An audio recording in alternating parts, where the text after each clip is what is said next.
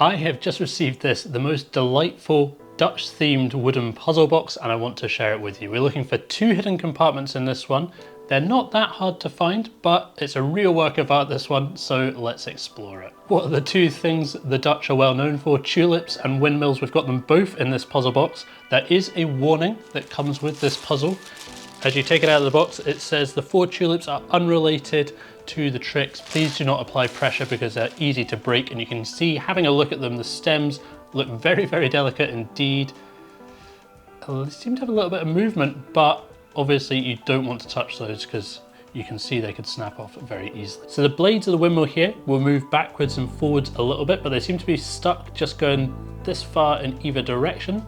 It feels like you might be able to turn it a bit further by forcing it, but I definitely don't want to do that. There's the roof here that looks as if it might open up, because if I give it a bit of pressure from this side, you can see there's a seam that runs just along here.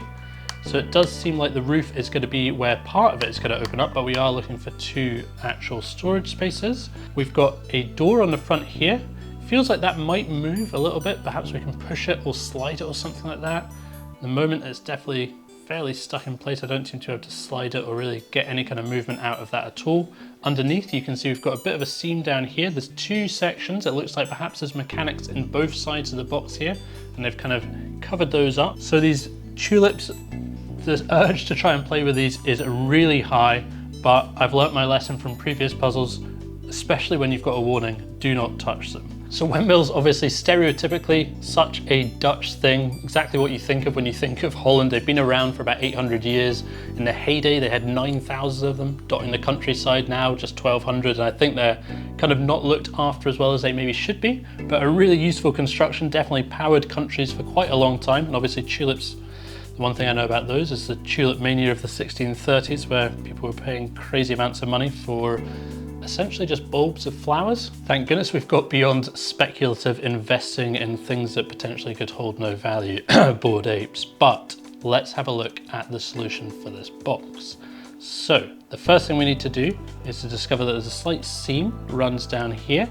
We've got a panel that is going to be able to move, but we can't slide it over to the side. It's actually a slide backwards. And as I do that, notice that the tulips lean over, and this, I absolutely love this about the design.